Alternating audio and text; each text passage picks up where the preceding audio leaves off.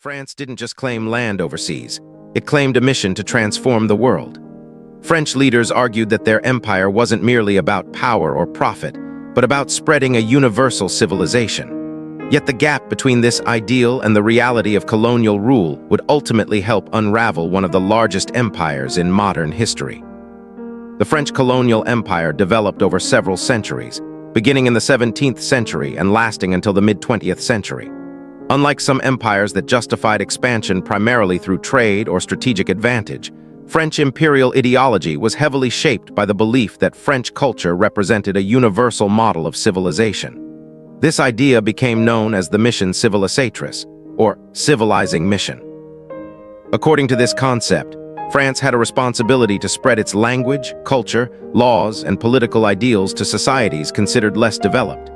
In theory, colonial expansion was framed as a project of cultural transformation rather than simple domination. French imperial expansion intensified during the 19th century, especially after France's defeat in the Franco-Prussian War, 1871. Seeking renewed prestige and geopolitical influence, French leaders expanded aggressively overseas. By the late 19th and early 20th centuries, France had assembled a vast empire stretching across Africa, Asia, and the Pacific. Major territories included Algeria, the large federation known as French West Africa, and French Indochina in Southeast Asia. These territories dramatically increased France's global presence, making it one of the largest imperial powers of the era. French colonial rule relied on a combination of administrative governance, cultural policies, and economic integration. Colonial administrators often promoted French language education, introduced French legal institutions, and encouraged the adoption of French cultural practices. The official goal was assimilation, the idea that colonial subjects could eventually become part of a broader French civilization. Schools, legal codes, and bureaucratic systems were intended to reshape colonial societies along French lines. In practice, the promise of assimilation rarely matched reality.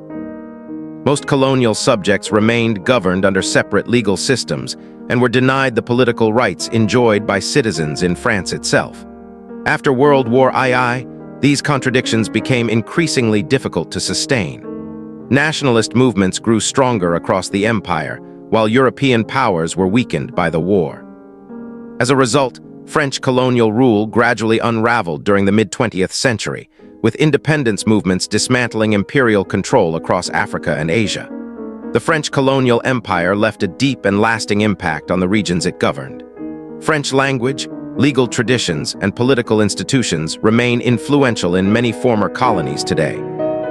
At the same time, the tensions between the ideals of the mission civilisatrice and the realities of colonial inequality continue to shape debates about empire, identity, and historical memory in both France and the countries that once formed part of its global empire.